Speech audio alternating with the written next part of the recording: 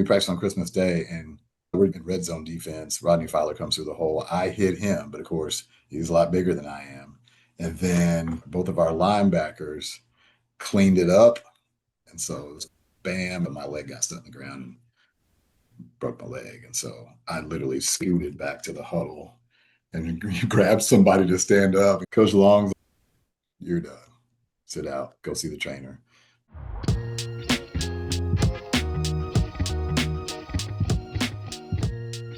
Welcome to the Gallery and Hurley Unfiltered podcast, Iowa Football Rewind. Subscribe now on YouTube or your favorite podcast player to get a behind-the-scenes look that you won't find anywhere else. All right, tonight we have Billy Coates, former defensive back from the Iowa Hawkeyes, 1992 to 1996. Welcome to the show. Thanks for having me, guys. I really appreciate it. I was looking forward to it all week. Good seeing you. Yeah, good seeing you. Yeah, great seeing you. Let's start out. Talk about when you first got into football when you were a little kid, how the journey started. I was very small, and so my mother and my father really didn't want me to play football. I was probably 70 pounds in the sixth grade.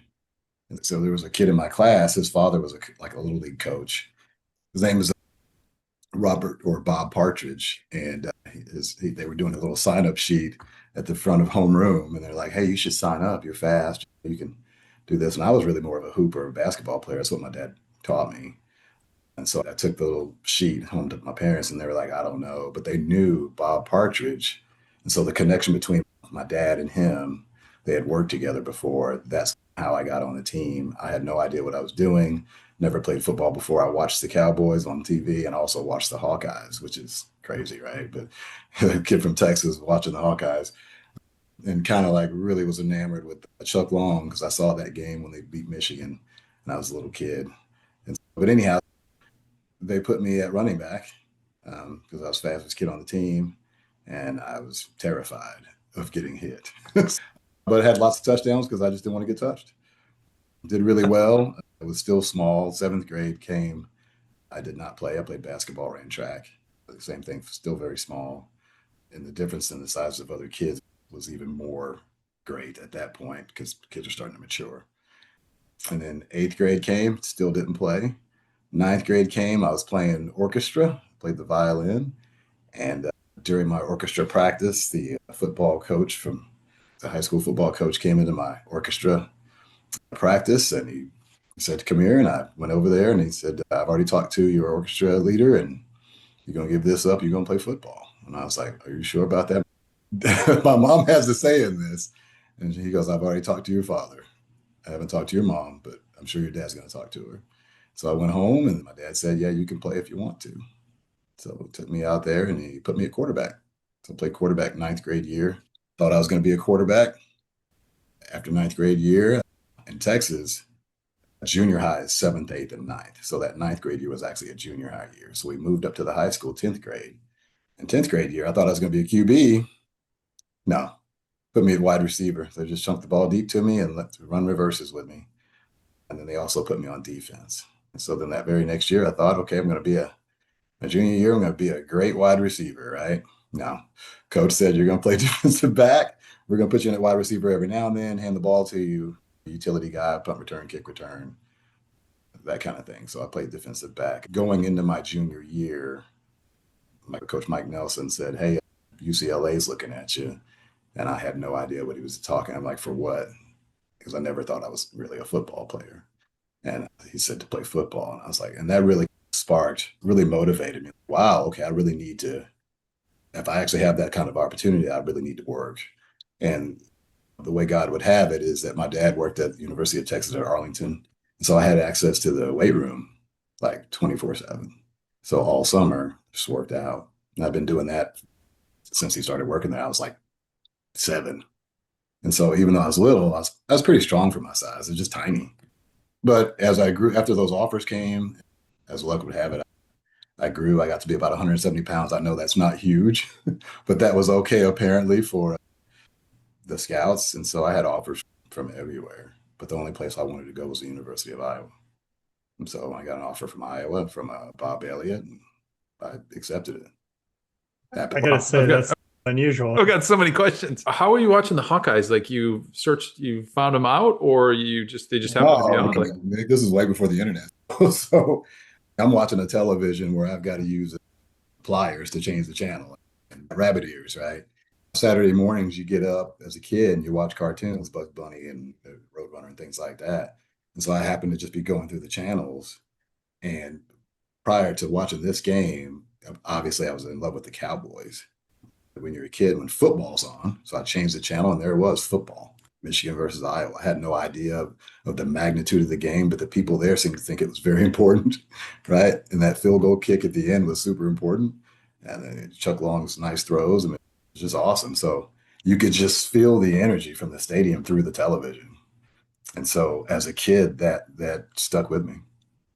I also had a family friend of the family. He was from Davenport, and he was always telling me how awesome Iowa was, and you got to go there, and it's just great people. And I was like 10 or 11 years old when he was telling me this. I just really didn't pay much attention to it, but it still stuck with me. So when I had the opportunity, why Iowa? Bob Elliott was awesome, but really it was when Coach Fry came to the house and he had on his Rose Bowl boots, and he's Texan and met me at my level and met my parents. We're all Texan, and Texans stick together.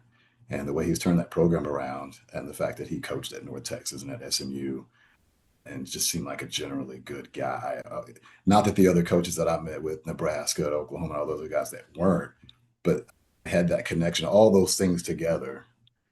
The energy from the game that I watched when I was a kid, the motivation from a family friend, and then all the things that I've heard and got when I got to know Coach Fry, that all led to me going to the University of Iowa.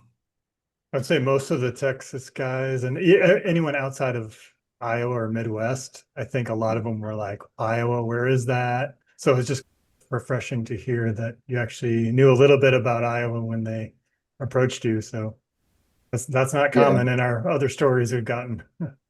Oh, for sure. I got free tickets to Texas OU games and things like that, and I didn't even really want to go. There were some things I think one of the coaches said from Texas that didn't sit well with me, so that helped my decision. It's a lot easier to make the decision to go to Iowa then. Also in Texas, our team went to the state championship in my junior year, and in the senior year, we got beat the game before. I really wasn't interested in playing against the talent that I've already played against. Those are all the guys I was going to play against anyway. If I went to Texas, I'd be playing against the same guys in the Southwest Conference. So I wanted to have some media exposure and play different guys and see where my talents would take me. Yeah, number one and number two at that point. So it would have been a big national media. Yeah, it's a big deal. So, interesting. Where else did you go and look at any other schools? Did you go for visits, or where else were you? Yeah, SC, Michigan, Baylor, which is very close to Arlington. It's about an hour, and it's a really good medical school. My father wanted to be a vet doctor, but anyhow, that's his dream. And so those kind of schools, Texas A&M, really, they were really pushing to get me on their team. But for me, a lot of it, my decision had to do with academics, being able to actually may possibly get on the field, and character. And I'm not saying that there was a character of any of those coaches that stood out that was negative. It was just that Iowa was just, the people were just so much more genuine. Yeah, I guess with Coach Elliott especially, right? You could just tell what kind of guy he was and how he came across, and the praise and stuff from his guys that he had under him at that point. So you take a visit to Iowa City. What was your first impression? It was really cold at that time. It was my first, but the first impression was you getting off the flight and meeting Coach Elliott and his family, and actually staying there for a few hours to see the feel of his family dynamic with his wife and kids. And it was just awesome. It just makes it a place you want to be. It didn't feel like I was being recruited. It felt more like genuine family. It's really hard for me to explain other than that. That's about as clear as I can define it. Yeah, we can understand that. We talked to Doug Book and how he had a recruit, Scott Plate, and how he was just like, oh, you guys take care of each other, or just like the family atmosphere exudes from that place, right? All the people that have been there for years and all that kind of stuff. Nice. So take us into your first year, walk through the transition to Iowa, and how was that for you? And Did you think you were going to play, and go through your mindset at that point? I wasn't really sure if I was going to play or not. You get there to the University of Iowa, the Division I football level, and everybody's good. Everybody's big. Everybody's fast. Everybody's smart, and everybody's coachable.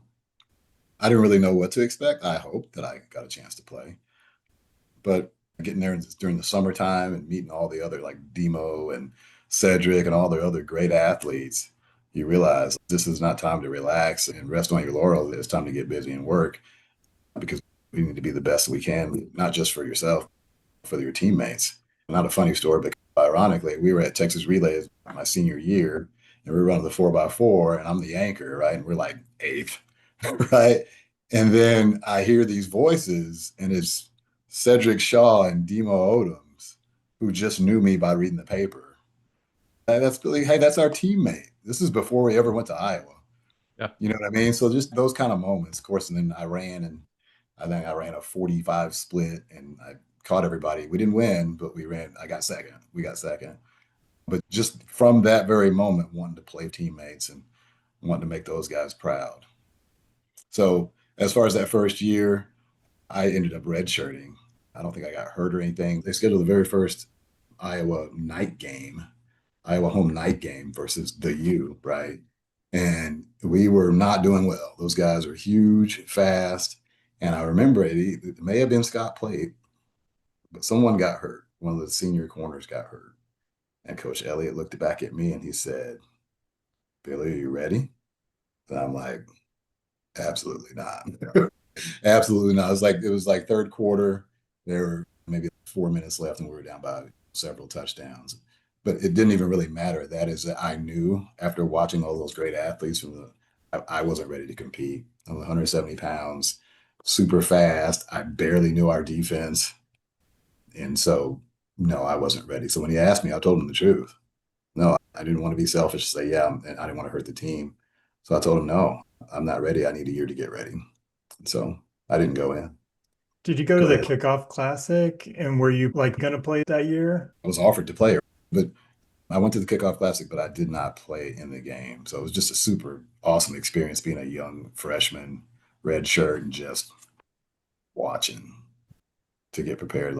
Let me see what I'm really getting into. So it's happened before. So, when, you're in the orchestra and you get pulled out and you're not expecting it, that was a weird experience, just showing up and taking some quarterback's spot. That guy wasn't happy about that. And so I didn't really get a chance to evaluate, what do I need? How do I best attack this opportunity? And so that freshman year of taking that red shirt really gave me an opportunity to get ready. And so I went from like 170 pounds to like 195, my redshirt freshman year. So I was big enough, I was still fast, and I had learned the playbook, and I was coached by, to me, in my opinion, one of the best, Coach Elliott. I'm still processing that. You said you ran a 45 split in the 400? In the 4x4. My fastest time. I guess it didn't matter what size you were then. That's amazing. In the open, my best is like 46.1. But in the relays, I ran a little faster because I had a running start, the handoff. Yeah. And then did you have any looks for track? That be competitive at that level? Pretty close, right? Yeah. There were kids that were at Iowa with full scholarships that ran 49s. So, yeah, I could have, but I had already committed to Iowa. It's not like it is now where like people post everything on Twitter or X. I'm blessed to receive such and such an offer. It wasn't like that at all. So like for us, when we got an offer, it's in the paper. The newspapers are calling you constantly. It's kind of, there's less people getting offers, it seemed, or at least no one really publicized a smaller D2 or even a small D1 offer, right? It was just the big boys. And so we had Channel 4, Channel 5, Channel 8, whatever channel at the school when we signed our letters of intent. It wasn't like it is now, the cookie cutter signing day where everybody's signing, like there's 30 people signing, that kind of thing. It was more, I think there were like 5 of us. And that was a big deal because our school or our football team had 5 Division I players graduating that year. So it's a big deal. Yeah, that was my next question of how many guys in your team went and played. We had a couple of guys. We had a guy named Jim Brady. He went to Texas A&M. He was a linebacker. And then you had Sean Walters was our running back. He was 6', 240. He ran a 4.5. And so he played for USC and then ended up playing for multiple teams in the NFL. And a couple other guys, Division I, but they didn't end up going to the NFL. Yeah, about 5. Yeah. And was there a legacy at your high school of just athletes that were going professional or not necessarily? No, we had a few. A couple guys played for Green Bay, Washington Redskins, but not a ton. No, so my class, we went to the state championship my junior year, and then we missed out of that very next year, but we were close. So we were 14-1, and then we were, I'm going to say 13-1. So yeah, we ended up going like 26-2 our junior year and senior year. So before that, they had been good, but not like that. And we still have the best record in that school's history. What's cool is I get to coach against my own school every week. So Oh yeah, nice. It's awesome. it's difficult to coach against your old alma mater the first year. Second year, you get used to it. So I'm coaching for Arlington High School. I played for Arlington Lamar. Arlington Lamar is blue and gold, and Arlington High School is green and white. And I have always despised green, right? So as in the Optimist Club Little League, and it was the Pope Panthers, they were green and yellow. And then in junior high, it was the Nichols Mustangs, they were green and white. And then in high school, it was the Arlington Colts, which is who I work for now, and they're green and white. And then when I went to Iowa, it was Michigan State. Couldn't stand them, right? So it was just weird to coach against the old blue and gold, because the blue and gold is it's dark blue, it's like navy, so it almost looks like black and gold. So the colors do matter, apparently. I think you were a Hawkeye from the get-go. I love this. Oh, for sure. So did the people in your town give you a hard time about coaching for the rival school or no? No, not at all. Not as much as they gave me for, hey, why are you going to Iowa, man? You can go anywhere you want. And so it's just hard to explain to them because they don't know. They're just from Texas. All they know is Texas football or Oklahoma. And I think if we'd have played against Texas during our time, I think we'd have beat them. I just think so. Oh, you too. We were pretty good. I know you remember that, Nick. We were pretty darn good. Yeah, I'm trying to remember what Texas was like at that point. They were decent, right? Okay. Yeah, they're okay. A&M might have been better at that point, right? We don't root for Texas in this house, so even though we live in Texas, we root for the Hawkeyes. And me personally, like Iowa State, like if we're not in it, it's just basketball. We've got knocked out. I'll root for Iowa State because they're in Iowa. My wife's no, we don't do that either. So she's got me corrected. I might agree with that part too. So did you ever go back to the Miami game and say, do you wish you would have went in, or you were just like, you were solid with your decision? Those guys were far more, they were more advanced than I was. I wasn't ready for that. You're talking about the best of the country, probably though, too. Yeah, I think no slouch of a team. They had won the national championship either that year, or I think they won that year. I think the year before, yeah. You're talking about Hall of Fame NFL guys, right? There was a Like, squad of them, yeah, for sure. Hey, Billy, you want to get out there and get burnt for a touchdown? No, I really don't. It's not something I want to do.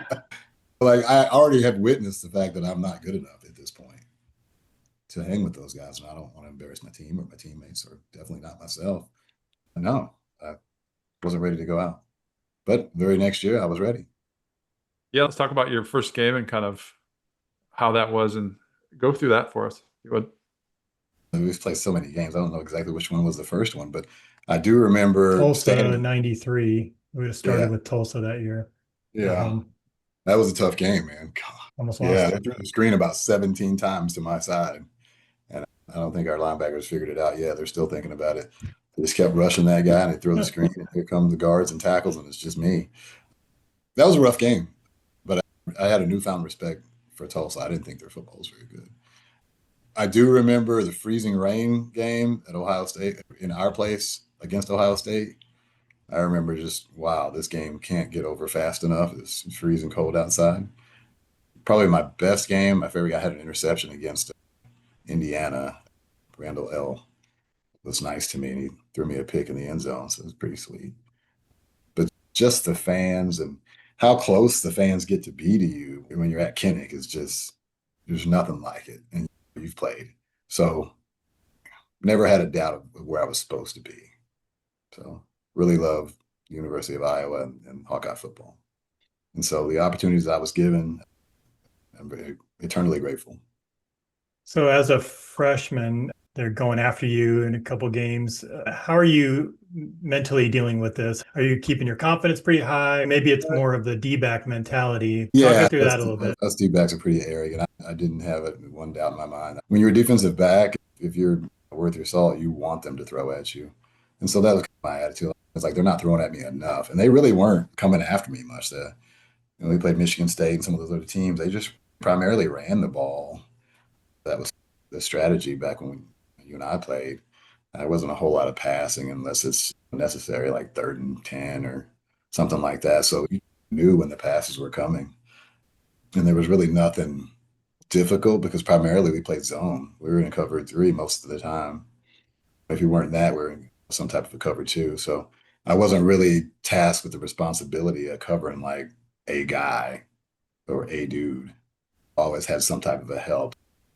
You got Bobby Ingram with Penn State or Terry Glenn running whatever routes they can run. They're just great athletes. I always had help. It was never a one-on-one type situation. That makes it a little bit easier with those names, I'm sure. Definitely. But it's really, I'm a cornerback, and the only thing I was really concerned with some of those running backs like Tyrone Wheatley, that's a guy, you find yourself on the backside of the tight end, and they're coming. He's going to block down, and here comes the fullback, and they're running counter right at you. What are you going to do? I'm not even worried about the lead blocker. I'm worried about, okay, once I get past that guy, what's Tyrone Wheatley going to do to me? Because I saw him stiff arm Doug Book 2 times in one play and scored a touchdown. So I didn't want that to be me. He was a load too, wasn't he? He was a big boy. He was too big. That's what he was. There was a kickoff return where he started to break it out. It's, oh no. Yeah. Someone got to him right before me. I was like, I might have to sacrifice my body here and this could be bad. I was just luckily someone got him right before he got to me. Phew, dodged a bullet. Yeah, I think he hit one of our players, and Coach Elliott, man, he was so cool. But he hit our player. I'm not going to say the player's name. I don't want to embarrass anybody, but he ran over one of our players and knocked his helmet off. As he ran for the touchdown, the helmet is still rolling after him. And Coach Elliott was like, look, he's still trying to make the tackle. That's funny. Brian, was that the mentality when you were covering kickoffs and stuff? You were like, oh God, don't let me do this? Or I want to get in there? Absolutely. Yeah. I hoped I never had to make a tackle, and I don't think I had to. We had good coverage teams. If I have to do something, then that means it went bad. I knew how to run someone out of bounds. That's what we worked on in drills. But it wasn't like to try to stick anybody because I know I'd probably blow up my neck or just do something stupid. So Yeah, just get in front of them, slow them down, and let someone else get them. Yeah, so going back to that, it's Big Ten football. So freshman year, coming from Texas, they're slinging it around down here. And up there, everybody's bigger because I've seen them all. I saw what Texas athletes look like, and they're leaner and faster and taller. But then when you get up there up north and you're playing against Michigan and Ohio State, and I don't know what they're feeding these boys, but they're huge. And so I knew with my little 170 pounds frame, I needed to get bigger in order to play because there's going to be a lot of tackling that was necessary in my position. I wasn't just a cover guy anymore. In high school, you probably don't believe this, but we just played man. That was it. So my job was easy. All I had to do, and what kind of helped me is I'm a planner. You remember actual real film where you had to take the little thing and put it on there and run the film through? Like when I got out of class, I think our lunches were like about an hour. And so every day I would go in the film room by myself and watch. And so since I only had to cover one guy, I'm literally only scouting one dude. I'm not scouting the entire team and trying to figure out what the offensive coordinator's doing. Like when he lines up like this is what they're doing in this situation. That is what allowed me to play well and get some looks. That and catching people that aren't supposed to be able to get caught from behind. That's what got me scholarships. It's really just speed. I wouldn't say that I was a pure football player. I was more of a hooper, and I still play basketball, and it's probably my first love. But nothing can really place the experience that I've had playing football and the opportunities football has given me. That I'm actually coaching football now, and it's actually my livelihood, which I never thought was going to be that. I got the English degree in order to lead into law school to become an attorney, and so I worked at a law firm for quite a while. But God called me to do what I'm doing now, and I'm very thankful for him. That's an amazing journey. I have a feeling your film study is probably like about 4 seconds. You're like, am I faster than this guy? Yes. Okay, good. Sometimes, but I mean, the district that we're in, 6A football here in Texas, and it was 5A back then, but that was the highest you could go. I covered some really good receivers. There's one guy, his name is Mike Adams. We called him Mike the Missile Adams. He played it. He ended up going to Texas, which is another reason why I didn't go. I didn't want to go play ball with him, but he was really good, and so I studied him quite a bit. He had 0 catches. No, he had 1 catch behind the line of scrimmage, but I don't know if you count that as a catch. I was behind the line of scrimmage, and he got tackled for, I think, a 3-yard loss. So other than that, he didn't even really touch the football, which is kind of a cool thing. And that's how scouts were amazed and go, okay, wow, let me look at this guy. Because if you think about it, I wasn't really one of the guys that the scouts were looking at on our team. Our running back, again, with his size and speed, everybody was looking at him. And our linebacker, Jim Brady, was like 6'3", and he had 200 tackles for the. No one was looking at me my junior year, except for UCLA, which is a basketball school. Doing things like that, being able to dominate because of film study and because of speed, some of the stuff that my dad has instilled in me, always constantly working out and working on my speed, knowing that one thing he told me, he said, if you take care of your legs, your legs will take care of you. So I did a lot of leg work and a lot of speed work because I knew I wasn't big, but I maximized my size. I benched 275 pounds at weighing 170 in high school. And very proud of that because when a receiver tried to block me, they were not strong enough to do so. I was able to get off blocks and make plays, and that's how I was able to get offers, catching people from behind, dominating receivers that are supposed to be really good, but completely different level once you get to the college level. Like it's not even the same at all. And so realizing that I wasn't ready that freshman year was probably one of the best decisions I've ever made. Interesting. It sounds like you had a pretty good strength and a film study kind of program and ethic coming in. So did that change a lot to Iowa, or just added to your mentality and your mindset coming in? I don't think my attitude towards it changed at all. It was a little bit overwhelming to see that big, thick playbook. You would think that that would come from an offensive side of the ball, but the defensive side was huge. And so when they said we're playing cover 3, cover 2, cloud, sky, it was like they were speaking Japanese to me. I had no idea because my only job in high school was to cover that guy. Whoever their best guy was, that's the guy I was covering. And then catch punts, catch kickoffs, and run an occasional reverse. That was pretty much it. So as far as my football knowledge, it really wasn't there. So you're learning from a guy from Hayden Fry, football guru, and you learn from Bob Elliott, and you got this book, and you don't even understand half of the concepts that are in the playbook. And you're talking to juniors and seniors to just try to figure it out because your attitude towards I want to be the best I can possibly be. But here's this hurdle. There are things that I do not know and I must learn them. So I took that year to learn the entire playbook on the defensive side. And then film study, I don't think that we had huddle back then. So the only time you could watch film for me that I knew of was to go up to the football facility and watch it with coach.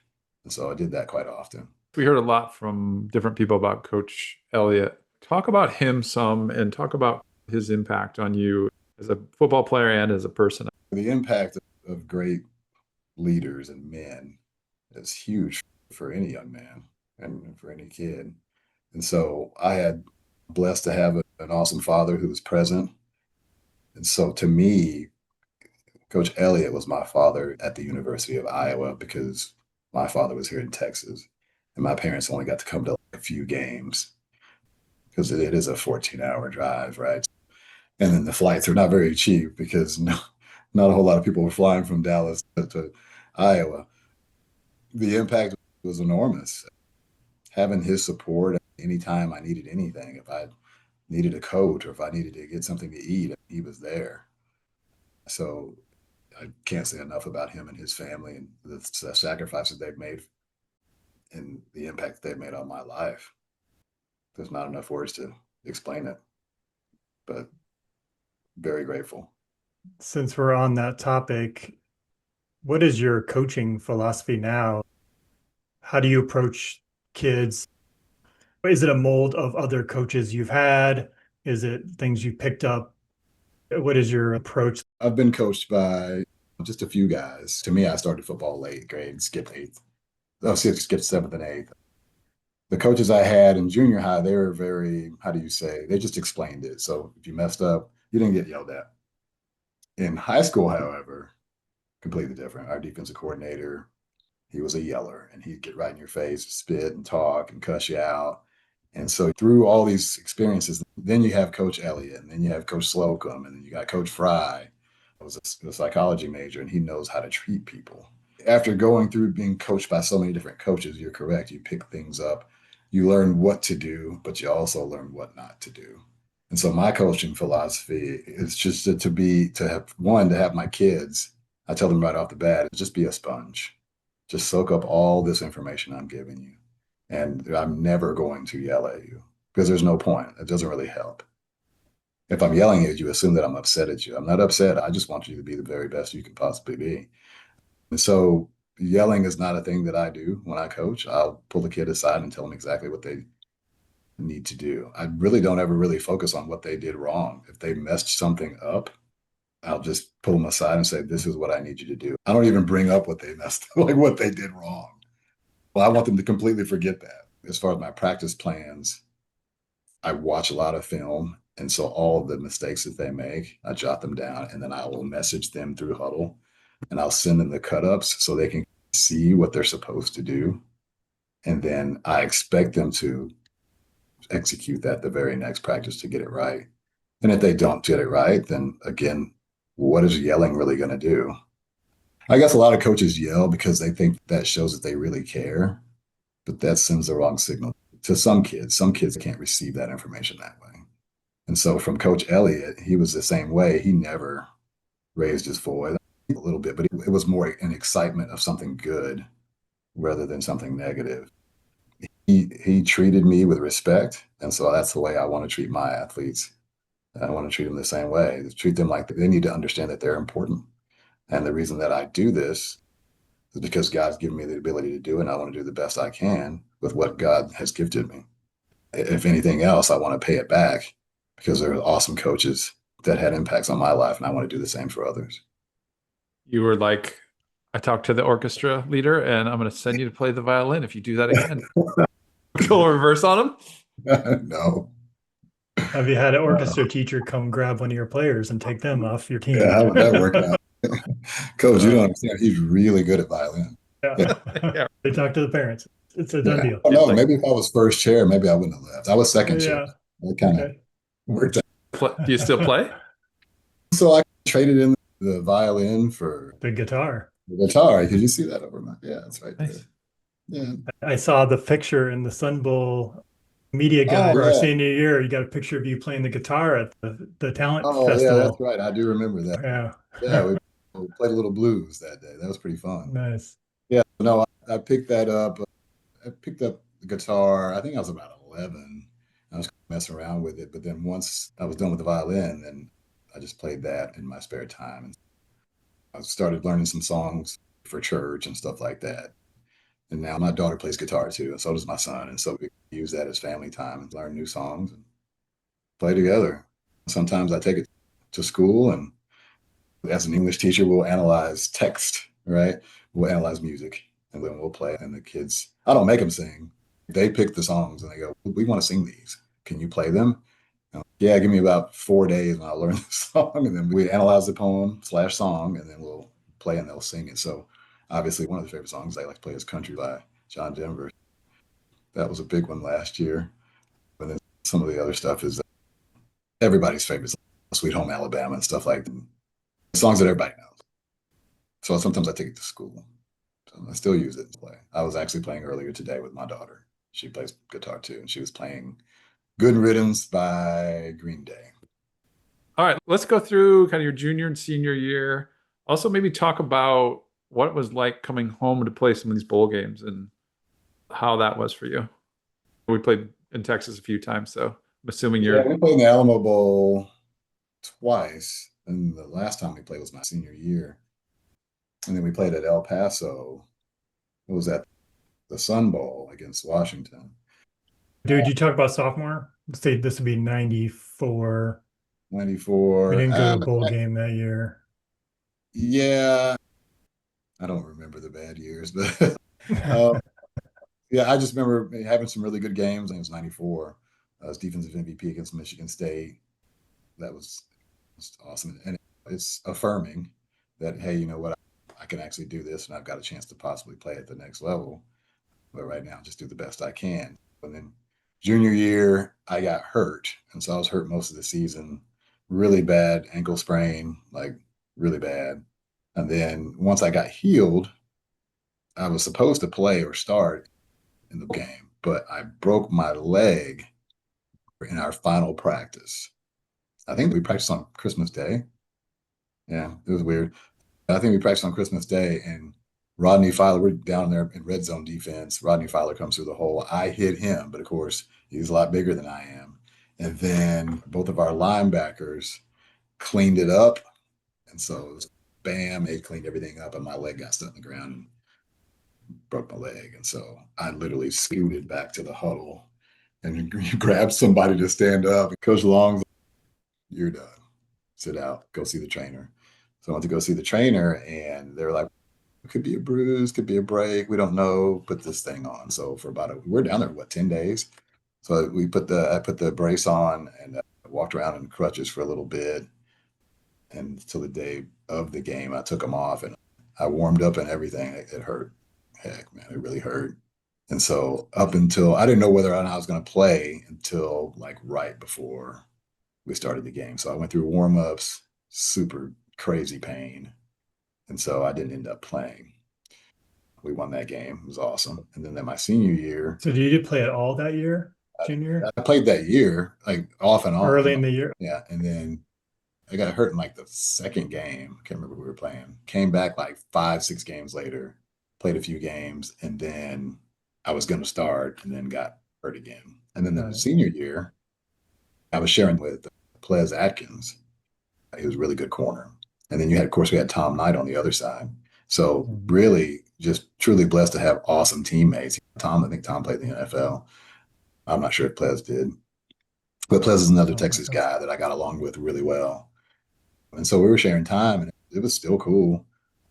Once the NFL guys come, they were just looking for you've played big time ball. Can you run a 4.3? Is your vertical jump 40? All that stays where it is. I know I'm still going to be fine and get a chance to play in the NFL. So wasn't really worried about playing time. We just shared time, and it was a cool year. And to be able to enjoy that year like that was pretty awesome, especially coming back to celebrate at the Alamo Bowl and to be able to whoop up on Texas Tech and to hear all the stuff about Byron Hanspard and how great he was and all this other stuff, and to hold him to basically nothing. I was pretty proud of that. The senior year ended very well. I actually had one more year, I believe. I think I might still have another year of eligibility. There you go. You probably do it too. Yeah, no. But no, I was done at that point. I'd already graduated. I graduated in December. It's just very pleasant memories. Being able to, again, like I said, be up on a Texas Tech. And now all these Texas coaches I get to coach with, and a lot of them went to Texas Tech, and they don't have much to say to me because they know what happened. Tell us about Chuck Long too. So he Oh, so became Chuck, their position coach junior 95 or yeah, 1 year. Chuck Long came in, and I was like, oh my God, this is a guy I saw on television when I was a kid. And then I think Coach Elliott got moved to defensive coordinator. So very happy for Coach Elliott. And here we go. Now I get to this guy that I really hold in high regard, my coach. And so initially that's what you're thinking. And then after a while, you're like, okay, he coaches. I understand he probably knows quarterback stuff, but what's his connection with defensive backs? He's been reading defenses all his life, so he knows the ins and outs of what the quarterback's actually looking for. And so he can help with disguising and things like that. And so to learn another part, to just get that much more information from a different perspective, I think that's just God growing me and all of those other guys that were in the defensive backfield. What a special opportunity to be able to learn from somebody like that, just from that quarterback perspective. And so we had already learned from what I regard as the best as far as a defensive back. And then we get to learn from the other side. What a bonus. So I thought that was awesome. Do you remember anything specifically that he mentioned or said that you thought was helpful? He would tell us like, hey, look, in this particular situation, especially if you're singled up, the quarterback's reading your alignment. If you're off, he's thinking he's got the stop route. If you're up, he's thinking he's got the fade. In most cases, though, for us, we're playing cover three or some type of sky coverage. So we're typically lined up the same way all the time. But what he taught us to do is to stem, even though we're probably going to end up in the same spot, but at least move around a little bit so he doesn't know. Yeah. But it was more, I think, yes, quarterbacks read corners, but for the most part, they're looking at, is it two high safeties? Is it one high safety? Or is there no safety? And he taught us all that from the offensive, from a quarterback's perspective, what's going on in that quarterback's mind to try to help us defend them. You're talking about cover three. Why don't you, as a cornerback, walk through a play for us? Just what you're looking at, how your reads, like you're watching the receiver's feet, you're looking at the quarterback's eyes, like what's your kind of assignments? Run through that if you would. That'd be interesting. Yeah, so here's the difference, right? Coming from high school, I'm literally just looking at one guy and I'm reading from his hips down, really reading his knees or his legs. You can't go that direction if your knees are pointed that direction.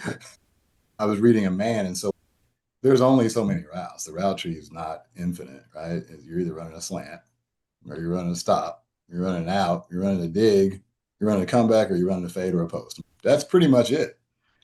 And so you kind of learn, as long as I keep my cushion and we're at 6 yards, slant's gone. He ain't running that.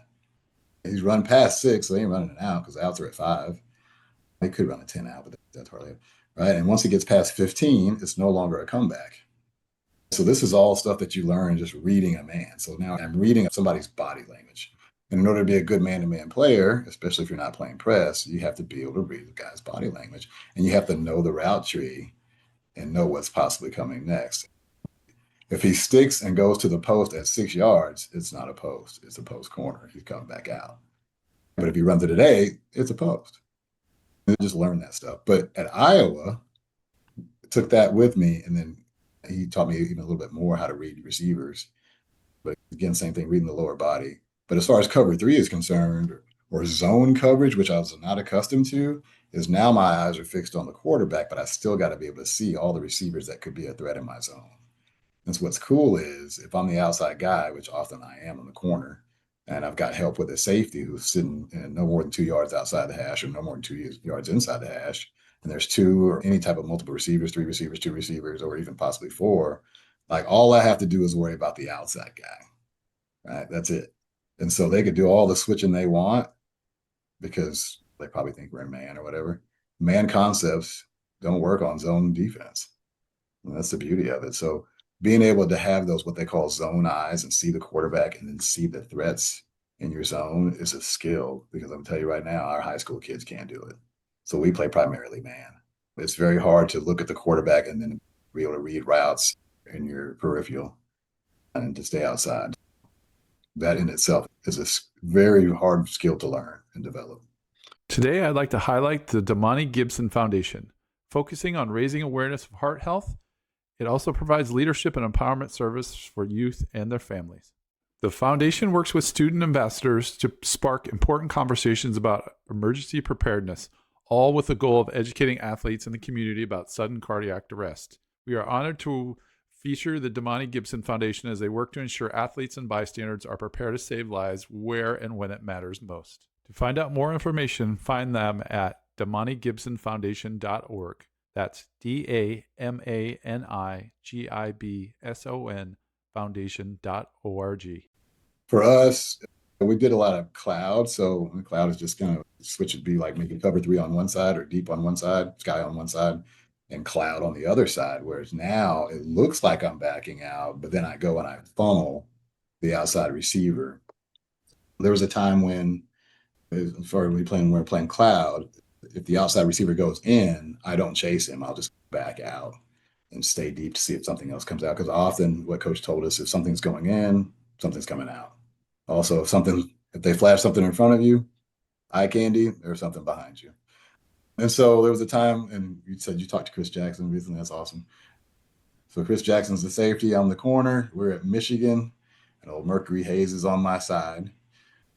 It's play action pass. He runs in, looks like he's running a drag or maybe a dig, but he runs complete angle to the inside towards the linebacker, but then he sticks and he goes vertical of the seam. Chris Jackson filling that run.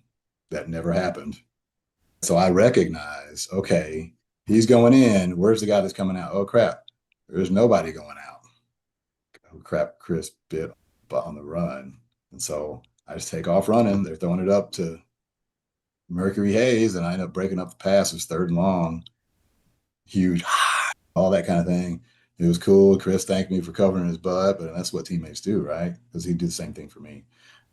And so I think that was my sophomore year. And so big play. When Chuck Long came in, he's watching this film from the year before, and he's like, Billy, what's going on? You got beat here. And then Chris, he's like, no, actually, coach, that's cover 2. I'm supposed to have deep. Wasn't his guy. It wasn't his area. He covered my butt. And so that right there, that's how all guys take care of each other. He stood up for me when my idol, Chuck Long, was questioning me. Hey, what's going on here? I thought you were fast. You got beat. You caught up and made the play, but you were beat. I'm like, actually, coach, I was in cover 2. I was supposed to funnel that guy. He went inside, so he funneled himself. And I looked back for help, and all I saw was a quarterback doing that. So I took off to go. At that point, at some point, you just got to be a football player. So at some point, you just react. You're saying it's like the game, and you're like, okay, this is happening. I got to go do this kind of thing. Yeah, as I glance back, because I know who's supposed to cover that. Then the safety's gone. He's biting on the run. Yeah. Which it was a good play fake. I mean, he was doing his job. So it just worked out. Yeah, for sure. So we talked to Marv Cook, and he was really good at routes. He was good at getting out of breaks and timing and kind of speed and cadence and that sort of thing. So Yeah. as a defensive back, is your success is obviously like your knowledge, but is it also how fast you can get in and out of breaks or change of direction and that stuff? Or what really helps you level up at that point? Yeah, you have to have change of direction. That's a must. Because you could have all the smarts you want, but if your body just won't do it, then it doesn't matter. You can have, and I've seen kids, because I've coached a lot of them, they have the change of direction. They have the speed. They run a 4.4 in high school. They're 6'1", run a 4.4, and their 5.10.5 shuttle is like 3.9.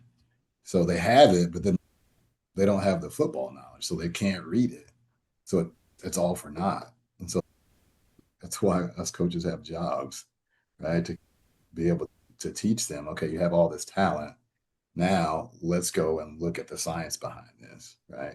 Let's look at the route tree. When he's 6 yards deep, or should you be 10 yards off, if the guy's slower than you? No. Should you be 6 yards off if he's slower? No, you should probably be pressing him. And what's the situation? So yeah, you'd ask specifically, do you have to be great at change of direction? And the answer is yes. It's impossible to be a good defensive back without great change of direction. Like completely impossible. Because at the end of the day, I don't know what the receiver, I can guess, right? I can have my best guess, but I don't know what he's going to do. So I have to read his body language, and then I have to react. And so without quick change of direction in response to somebody else's change of direction, it's very difficult. Without that, I don't see how you could ever be a successful defensive back. But as far as in zone, it's the same thing. I still have to attack the threats that come into my zone, and I have to be able to possibly change direction sometimes. It's a lot less drastic because I don't have to chase a guy around. I just have to protect my area. I guess a defensive back would have to protect their area. So the thought progression for the way we coach our safeties and corners is when we're playing zone, which we don't do very often, when we do, is it pass or is it run? Okay, it's pass. Good. Get deep enough to where you can see all the threats that could possibly get into your zone. If someone goes away, somebody else is possibly going to be coming back into your zone. And just at that point, let's pass, get in position to be at least 3 yards on top of every threat. Right? So be as deep as the deepest. And don't worry about the short stuff, because if your responsibility is deep third, then the flats or the curl or the hook, that's somebody else's job. That's really hard to teach high school kids, because when they see it any eye candy, they are jumping it. So the best thing you can do as an offensive coordinator at high school level is flash that linebacker out in front of that safety or flash that running back running on a flare route, and the corner is going to jump it. Nobody's going to cover the outside receiver unless they're really well coached. Because it's easy to trick them. To try to teach these kids, look, offenses are designed to fool you. They're going to throw a candy, and you're going to have to be disciplined in whether we're playing man or zone. A lot of kids will take the easy way out. If you're in a stag formation or anything like that, a man, they will typically just switch off of their guy and cover the guy that came to them with zero communication to the other guy. And so now you got two guys covering one guy, and somebody's just wide open. And my father did not coach football. He coached basketball. But what I did learn from him was on basketball, there's man defenses and there's zone defenses, right? He says, if you're more athletic than the other team, then you're going to play man. If you're not, you play zone, right? And if you're strategic, you'll do a little bit of both. Even if you are better, you'll mix it up and play a little bit of both. It'll look like man, but it'll be zone. It'll look like zone, but it'll be man. Learned that from my father. As you'll see, even in basketball, you'll see teams come down in high school and the other team is sitting in a 2-3 zone, and the offensive coach doesn't understand basketball as well as he should, and he's running pick and roll against a 2-3 zone. But unfortunately, that doesn't work because it's a man play. So the same thing in high school and in football is a lot of times you get down the red zone and these offensive coordinators, they want to run all these pick plays. I won't be sitting in his own defense, so none of those picks are going to work. And so you just have to, as a defensive back coach now, is a completely different perspective. I would have known what I'd known now back then. I'd have been a heck of a player because I'd have known the game better. So even looking through that huge playbook, Coach Brazier's playbook and Coach Elliott, it really doesn't sink in until you've played it, but more so when you've coached it. For example, same guy, Bob Partridge, wanted me to play baseball, right? I had never played baseball before in my life. And so I think it was sixth grade. Right after that, we played football and had a good year. And I went out there and I tried out for the baseball team. He said, okay, let's see if you can run. So he timed me from running from home to first and then home to second. Oh, okay, yeah, you're fast, you can run. All right, great. Let's go out here and see if you can catch, right? My dad had always played. I had good hands because I played basketball. Dribbling is literally just a self-pass. You're just passing it to yourself all the time. And so I put this little funky glove on my hand and threw the ball and caught it. Okay, great. Can you throw it? Could throw it easy, far, right? Then he said, okay, let's go bat. I didn't even know how to hold that thing. Holding it like this. Like completely opposite. Bob Partridge's son was the pitcher. And again, this is just practice and tryouts. He might have thrown me just probably 100 softballs. Just wrapping it up in a bow and throwing it to me. I still haven't hit one. Couldn't hit it. Didn't touch it. Then they got a coach to throw it to me. Still couldn't hit it. I'd never been taught. And so I went home thinking, I was dejected. Man, that sucks. I wasn't very good. I didn't feel good about myself because I couldn't hit. And normally I'm generally good at most things that I try. I wasn't good at that. A couple of weeks later, Coach Bob Partridge called. My dad answered the phone. And I said, Dad, who's that on the phone? He says, it's Bob Partridge. I'm like, oh, God, he's going to tell me I didn't make the team. It's so embarrassing. It's awful. I said, you made the team. Do you want to play? And I was like, do I want to get struck out and embarrassed every day? No, I don't want to do it. So I didn't play. But flash forward to I have a son. He's 5 years old playing T-ball. I get to coach him. So I coached him from the time he was 5 all the way up until he was in high school. And so I actually worked, this is how God works, is I coached him through his little leagues and all through that and junior high. And at that time, I wasn't working as a coach. I was working at vice president of operations at Bryce Vanderlinden and Warnick Law Firm. Because I had that position, I could leave work early and coach his teams and coach him. The law firm, right as he was getting ready to go into the 9th grade or 8th grade, the law firm got bought out by those guys retired. The managing attorneys retired, and they sold the firm to a conglomerate, a bunch of investors. And so they got rid of all the executives. So I was out of job. I didn't have a job for a couple of weeks. It's the first time in my lifetime that I was without a job. So in order to get that high level of job somewhere else, you have to go through multiple interviews and things like that. And so I was in that process. And then my son's junior high principal got the job at the high school. And he had heard from my son that I was no longer working at the law firm. And he knew I'd been coaching my son. So he asked if I wanted a job. And I was like, yeah, it'd be a stopgap, sure. So that allowed me to coach my son all the way through high school, football, baseball, whatever I wanted to coach him in. And I got to teach English, which to me was speaking. If you go from working at a law firm and talking to Wells Fargo as your client or other big Bank of America, things like that, those guys are your clients. Then to talk to kids is really nothing. So it's refreshing. And then God prepared me by allowing me to coach all those little league teams all the way up into that age group. So it's just a really smooth transition. And at that point in my career, I had to let go and let God handle it because I never really wanted to be a teacher and a coach. I didn't think that was for me. But obviously, that's what God's led me to do and what he wants me to do. And it's been the best thing that's really ever happened to me. Like in football is everything to me. So I was able to coach him all the way through. It was an excellent experience. That's wonderful.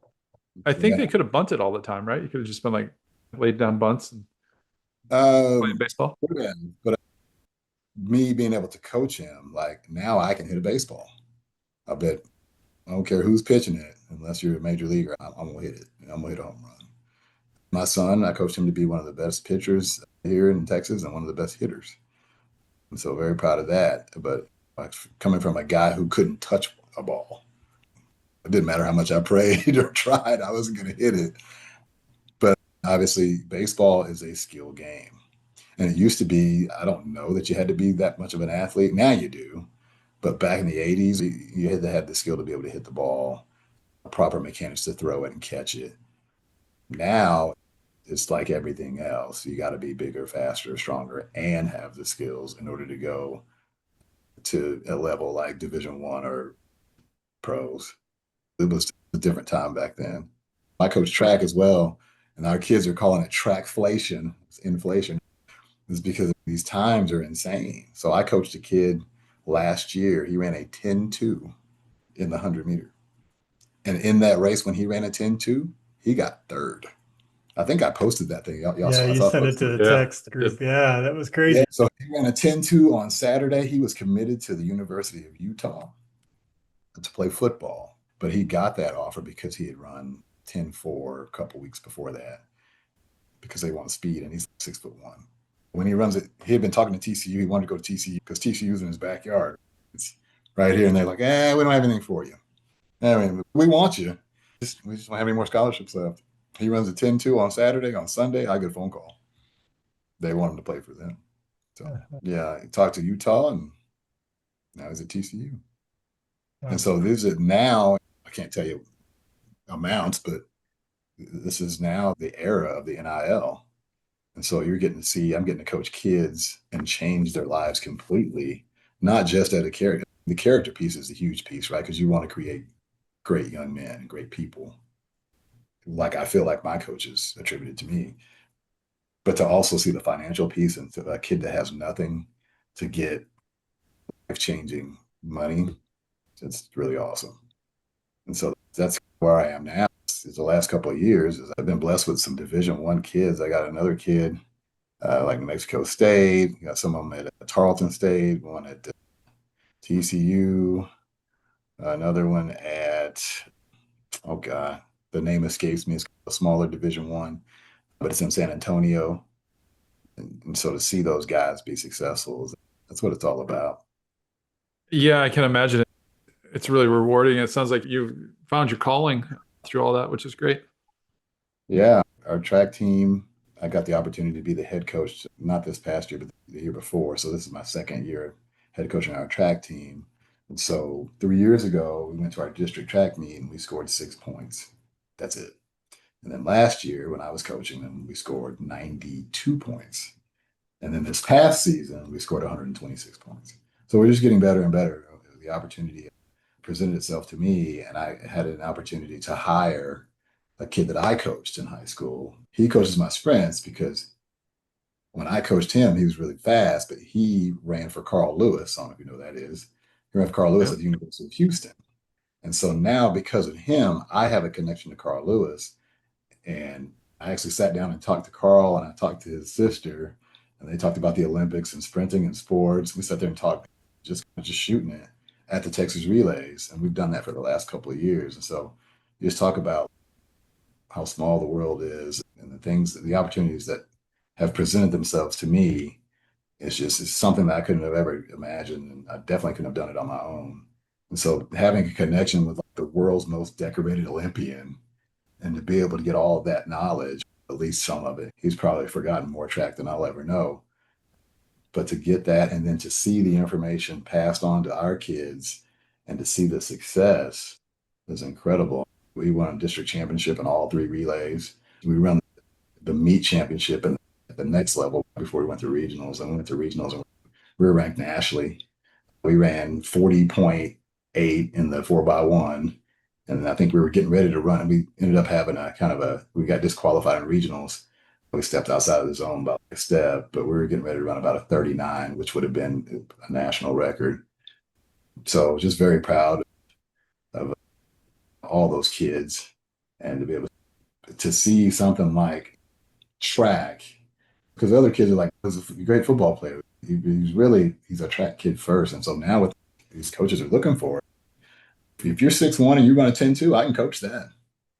And so that's where those offers are going to those kind of kids, the freak athletes, speed. And that kid that ran a 10.2 last year as a senior, as a junior, the beginning of his junior year, before track started, he ran an 11.3, which no one cares about. So to be a part of that, man, just a huge blessing.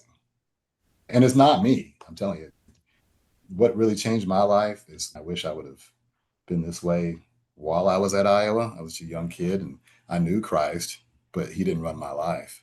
And now he does. And that's the entire difference, is that kind of like these kids worry about how many followers they have.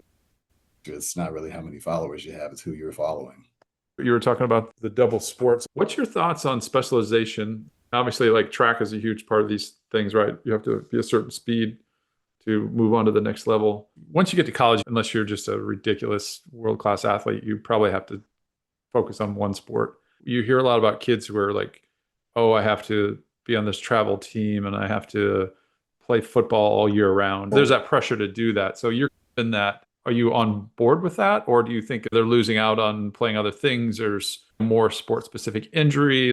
I feel like you should play as many sports as you possibly can until you get to high school. And then once you get to high school, you should do a sport and track, right? So a sport and track, whatever is going to help you in your sport. And I feel like track's going to help you the most in almost any sport, unless maybe tennis, right? And golf. That probably track doesn't help you in golf. But in most sports, you got to run. So I feel like it should be one sport and track, or if track is your sport, then just do track. But a lot of kids, I will tell them, like, hey, look, man, you would probably be in the 2 deep if you got on the track last year with me, but you didn't. And so now you're not. So we're talking about the kids that kind of what you're talking about before. Do you have to have change direction? What you definitely do have to have in 6A football is speed, because they're going to line a guy up out there and he's going to be 6'3", 6'4", and he's going to run a 4.5, 4.4. And if you got 4.7, 4.8 out there, 5'10", it ain't going to work. And so we've got a lot of good athletes on the football team that have really good skills. They can really catch the football. They have great ball skills. They might even have great change of directions, but they run a 5 flat 40 and they just can't help us. And then also, why are you just playing the sport for fun? But if so, play everything you can. But if you're trying to play the sport to go to the next level and play in college, then you're going to need to, my opinion is, you need to specialize and play just that one sport and then do track to get faster or jump higher. Yeah.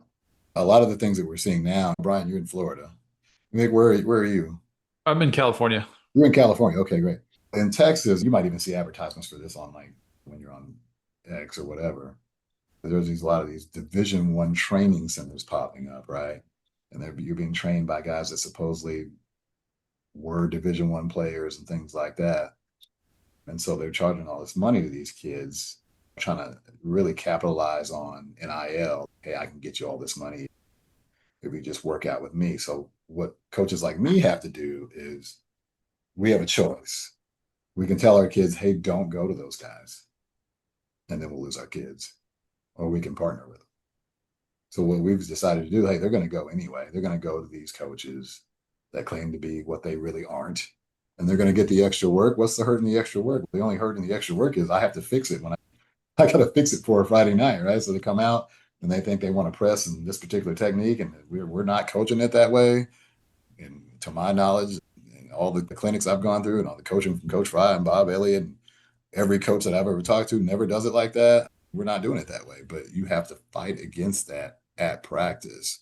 But the way you fight against that is you partner with that guy, those guys. And so, okay, y'all are going there Tuesdays and Thursdays, every Tuesdays and Thursdays. I'm not going to go every time, but I'm going to go meet this guy, talk to him, tell him I appreciate what he's doing, and it takes a village. And I partner with him, and now I have input like, hey, this is how we're running our man-to-man defense. We run a 2 shuffle press, and sometimes we do a stab technique. Sometimes we're motoring a mirror. Make sure you teach him these techniques on top of that. And of course, the guy, I don't want to say he's a narcissist, but those guys are going to be like, oh, yeah, I know that technique. Or they may be just learning it just then. But now my kid who's getting extra work is actually getting extra work on the stuff that I need him to get extra work on. So instead of having to find out in practice that, what is that? What were you doing? Now I'm in tune with those guys they may not be the greatest people, but I have a choice. Again, I can say, don't do it, and then I end up losing my players, or I can partner with them. And so that's what a lot of the good coaches have decided to do, is to partner with those Division I trainers, because everybody's got one now. They got a speed guy, they got a defensive back guy, they got a hands guy, they got a nutritionist. It's the Wild West out here, Nick.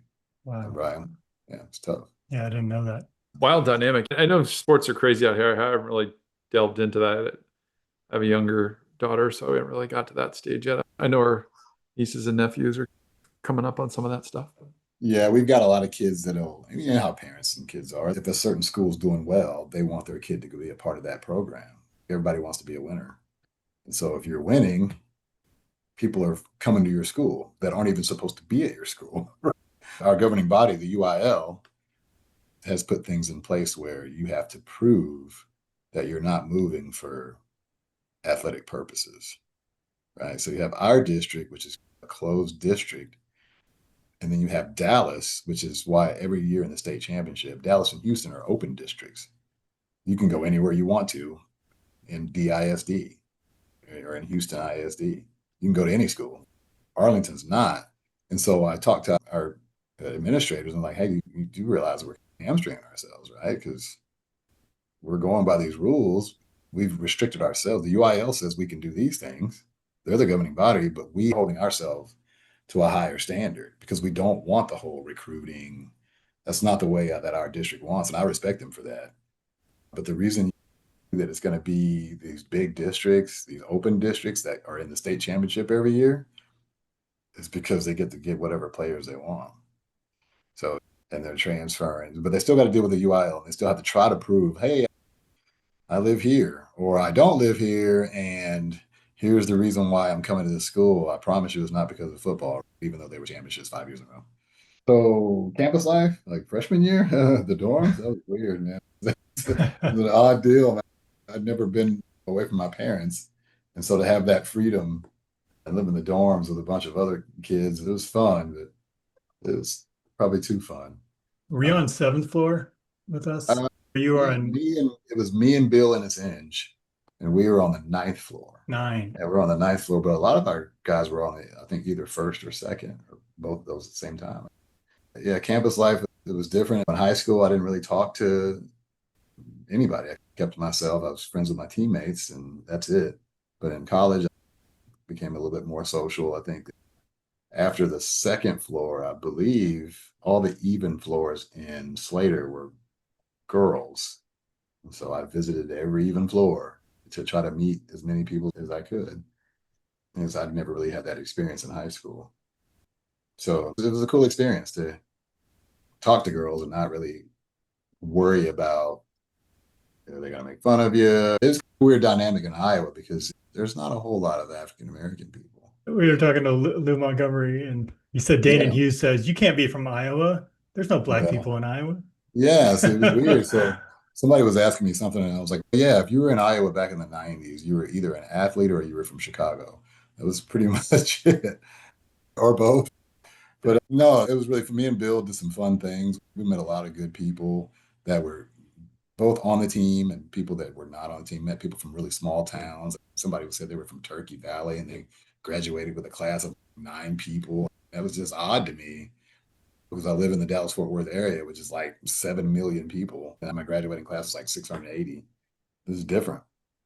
And so to learn and to talk and to get life from their perspective, like high school life from their perspective, just looking back was just cool to learn about. Yeah, freshman year was cool. Got a chance to sit back and develop. As far as campus life, once we moved off of campus, I moved in with Cedric Shaw, our running back. And so he was extremely popular. So we often had people over, and it was really cool. It connected us with, each other in the team. Like you had Demo and everybody, we're all hanging out together all the time. There was a time when I lived off campus, like off of Johnson Street, which is right over by my daughter's sorority now. It's weird, but living over there was cool because then you had an opportunity to, you couldn't really take the campus bus from there. You had to walk, but you could get to downtown pretty quick. But campus life is incredible, man. The Pentecrest is right there. If you lived in the dorms or if you lived over at Pheasant Ridge, like a lot of us did, you could get around. I got my car, I think, my junior year. What do you want me to tell you? Like, campus life was fun. Like, during the week, you're working out, and Saturday night, you get out there and there's so many places to go and so many new people to meet. And to be able to do that with your teammates was even more awesome. To have the, I don't want to say for lack of a better word, just the rapport with some of the guys that were watching the door at some of the bars or the clubs, and to be able to get in, talk to them about their time at Iowa football, and then to get in sometimes without any cost or most of the time without any cost. It's pretty cool. A couple dollar cover, those add up. So like we Yeah, didn't they have that much do. money. We needed that. Just Exactly. Like to some of the staples that I've been up to Iowa recently, and the sports columns are still there, but I mean, like the field house has changed locations like 3 times. The Union doesn't exist anymore. It's called something else. Vito's doesn't exist. But still, just to look back and remember those, have those memories of all those great places. There's still, the airliner is still there, great pizza. It's just, you got to go downtown. You can't really explain Iowa City to anybody.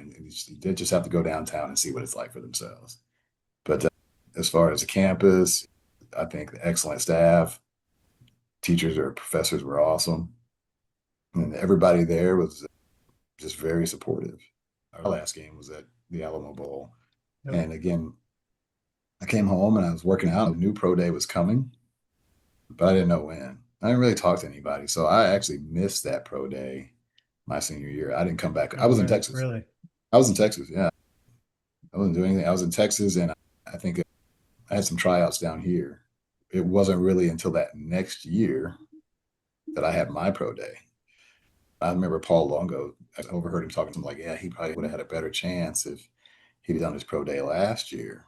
So I actually missed it. So by the time I got back to Iowa, I think it was the week after the pro day. And Damian Robinson was like, hey, man, where were you? I was really disappointed that I missed that. But financially, I didn't have a way to get up there until the time that I got up there. It's fine. I still had a pro day that very next year. So that whole year, I'd been working out and I'd got my time down to 4.3. I ran for a couple of other teams. I had a couple other looks, but I still wanted to do that pro day at Iowa. So I went to Iowa, and almost every team was there, I believe. And I ran 4.3. And the coach of the Eagles was like, do it again. I was like, okay. And when I ran that 4.3, I hurt myself. Oh no. But I still ran. And then he said, do it again. And I don't like the shoes that you're in, because the shoes that I had weren't track spikes, but they would look like a track shoe, but they were just rubber on the bottom. I found them special. And he's like, you can't wear those. So I had to wear Tavian shoes. And Tavian shoes did not fit me. So I ran again. I ran like 4.4 low. And so he was like, yeah, you're 4.3 that on turf, that'll be a 4.4 in grass. I'm like, okay, that's great. So then at that point, the 40 was first. And so then I had to do all these other things, like, I think we did a vertical jump and did some other change of directions, the L drill, the famous L drill that everybody does. And my hamstring was killing me. I was still going through and probably had faster, respectable times, but not as fast as I could have been if I wasn't injured. And so after that pro day, the Cowboys, the Tennessee Titans, and the Washington Redskins wanted to work me out down here in Texas. They wanted to give me a second look. I was still hurt. And so I explained that to him. I said, I'll work out, but my hamstring is not 100%, to be honest with you. And so at that time, I had a regular job down here in Texas. And so we went out and we worked out at Bartlett, Texas, which is where Ples is from. So it was me and Ples and then these three coaches, right? And so they put us through the same workout. And they said, we'll let you know. And so back then, I don't know if Ples had an agent, but I did. My agent was Steve Endicott, who used to be a coach at the New England Patriots. So he worked as an agent in Dallas. And so he called and I went up there and he's like, yeah, the Washington Redskins want to look at you again. You think you can work out for them? Blah, blah, blah. I'm like, man, I'm tired of working out. I'm hurt. I just want a deal. And just somebody pick me up, right? He said, so you're not going to go work out with them? I'm like, nah, they've already seen me work out twice. I was waiting on the Cowboys, and the Cowboys never came. I heard from Washington again. He said they're calling again, see if you can come out there to work out. And I was hurt, man. I couldn't. Every time I worked there, it just got worse. So I didn't want to go out there and embarrass myself. So I was like, no, I can't. I can't. They want to offer me. It's different. I didn't get drafted or anything like that. Again, I missed my original pro day. And then that next year, I had looks, but I didn't really get an offer. So I just worked as a regular guy, man, in the finance industry until I can get into a law firm. And so the end of that year, I got called by the New Jersey Red Dogs. And so they flew me up. And it's not football, man. It wasn't NFL caliber. This is arena football, right? Yeah, it's arena ball, and I'm the biggest, tallest guy there. Nick knows he's way bigger than I am. I'm a little guy, and their running backs smaller than I am, and I'm out there, and this physically, I could easily dominate these guys. And I was no longer hurt, so I could still run a 4.3 40, right? And so I was just in constant contact with Steve Endicott to try to give me another look. And so later on, I got to look at I think that guy offered me money to play arena football, but I think it was like $1,800 a week or something like that for 14. I went to work out with the Toronto Argonauts down in Louisiana. They had a tryout down there, and then got a look and offer from them. But at the time, once they offered me, the money wasn't enough to stop. It wasn't life-changing money enough for me to move to Canada. So I didn't take it.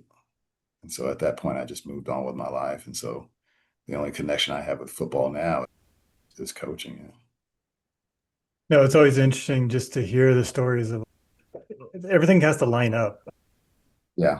Even the guys that make it with all the talent in the world, and you still got to get the right breaks, the right time, and the injuries have to work out in the right manner. And it's hard, even if you have everything laid out in front of you, to make it actually happen. The fact that I missed that chance the year that I graduated, I feel like that was supposed to happen. And you may look at it as, well, what if you didn't? You would have played NFL. NFL stands for not for long anyway. You don't get to play very long. It's hard to stay healthy in that league. And as far as for me, I think God knows what he was doing. I have a small body frame. I told you my natural body weight's probably 175 pounds. And I think my playing weight my senior year was right at 205, just to be able to play with those great athletes. Everybody's big, fast, and strong. And I was fast and strong, but I was not big. Probably never will be. Now I say that. I went to the doctor today and I weigh 228, but I wish I'd had that weight back then. But It's probably not all muscle though. That's the thing now. When you're 51 years old, it's Only 90% muscle. it's only 90%. Man, if I could run a 4.4, I'd be running everywhere. Yeah.